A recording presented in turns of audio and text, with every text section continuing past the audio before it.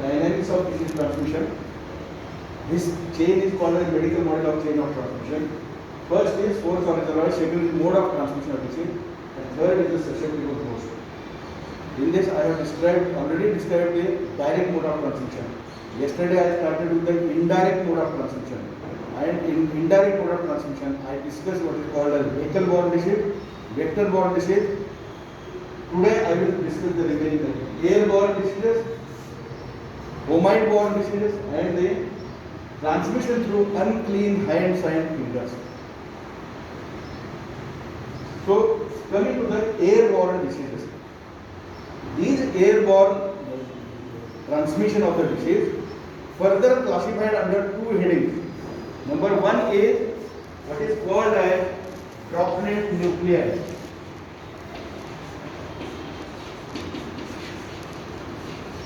And second is dust. So, in direct mode of transmission, I discussed what is called as droplet infection. What is droplet infection? So these droplets means whenever the person is sneezing in the atmosphere, there is a projection of nasopharyngeal secretions into the atmosphere, which contains a smaller particles ranging from 5 micron to 10-20 micron diameter. And as I told you, the droplet infection, it contains two things. It has got a nucleus and surrounded by the water. So, how the formation of the droplet nuclei occurs?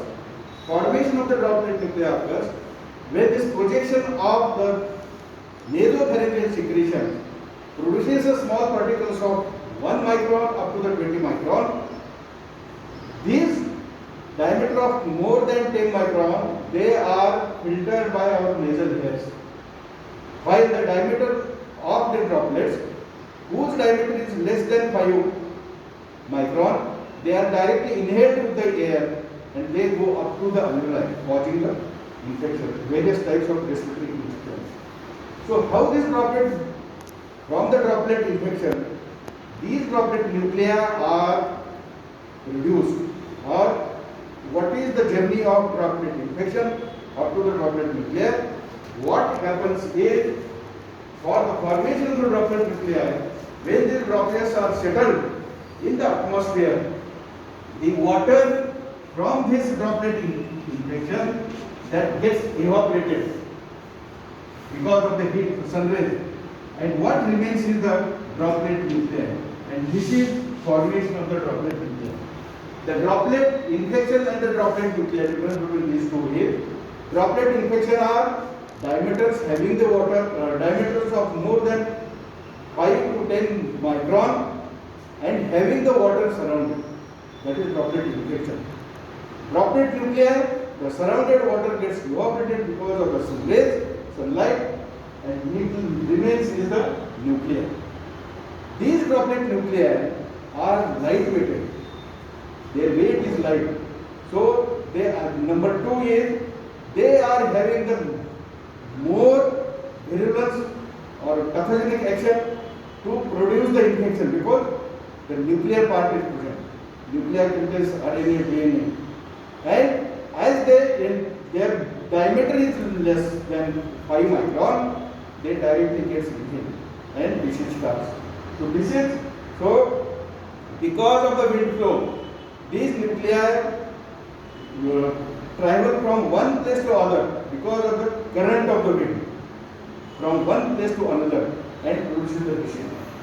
But diameter of the droplet, whose diameter is more than 10, 15 or 20 micron, because of the weight, they settle down, and because of the gravitational force, and while during sweeping, dusting, bed making, these dust which contains the microorganism and the nuclei and the droplets, they become floating in the atmosphere, and that can settle on the uncovered food material or anything which is present surrounding to this dust which contains the droplet nuclei, droplet infection, all the. So what I want to stress is droplet nuclei are having the more virulence or pathogenic action as compared to the droplet infection. So this is about the short note is asked on airborne disease, or even the short note is asked differentiate between droplet infection and the droplet nuclei. Next is the fomite bone. What is meant? This is asked in the biology. What is meant by fomite bone disease? First, what is fomite? Fomite is the inanimate article. On the external surface of this inanimate article, there is a droplet infection or the droplet nuclei. They settle down. So fomite may be a stool. Fomite may be the handle of the door. Fomite may be the handle of the chain which is used for laboratory purposes. Any toy, pen, pencil, drawer, whatever the things present, toys, sofa, bedsheet, everything.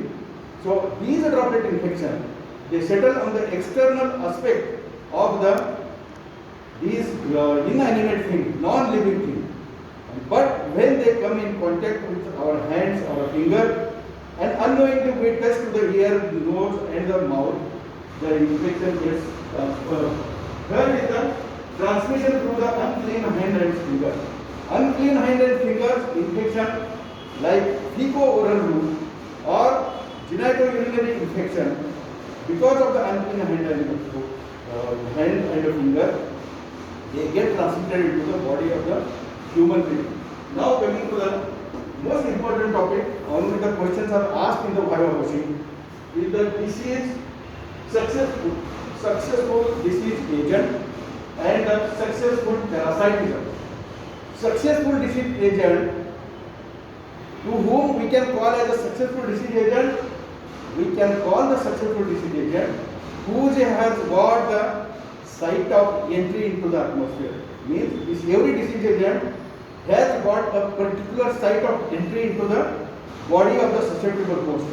They may enter through the nose or a skin or the conjunctiva or the mucous membrane. So portal of entry is the first thing for getting the entry of the disease infectious agent into the body of the host. What we call it as portal of entry. After the entry into the body of the human being, this disease agent finds the site of election.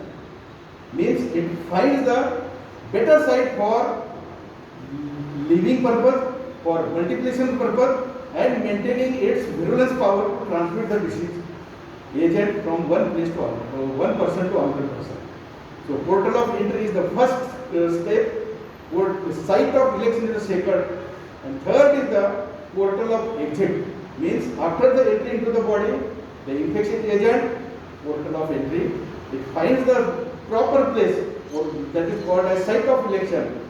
And third is it gets the third stage, that is the portal of exit. Means this disease agent can be expelled from the body, from the nose, oral cavity, or through the per rectum or the urinary system, sweating, CSF, semen, vaginal secretion, tears. All these body fluids may contain the infectious agent. So portal of entry, site of election, portal of exit. But few disease agents, they cannot be studied out from the body. Those disease agents are called as dead end infection. This is asked in the viva. Dead end infection. So what is dead end infection? There are few disease agents. Once they get entry into the body of the human being, they don't find the portal of exit till the person dies. So the disease agent remains in the body and the person dies. That is called a dead end infection. Examples of diseases are rabies, dog bite, plague, tetanus. These are the three examples of dead end infection. Remember, rabies, dog bite, plague, and tetanus. These are the three diseases where there is no dead end, there is no portal of exit. Those diseases are called day-to-day infection means they enter into the body, they live they stay in the body without having the portal of exit. They cannot be excluded from the body. Here is the successful disease agent. So this is called as successful disease agent. Successful disease agent, to whom we can call the successful disease agent, it finds the portal of entry, it finds the site of election, it has the portal of exit, and after the exit from the body, that disease agent must keep its virulence or pathogenic power till it gets the next host. That disease agent is called a successful disease agent. समझ रहे हैं? Next is the successful parasitism.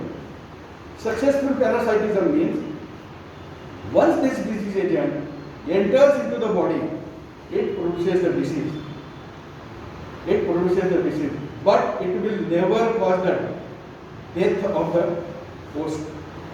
No death is seen. Example, common cold, coryza. Disease agent enters into the body, produces the common cold, that is coryza, but it will never cause the death of the person. That is called as successful parasitism. This concludes today.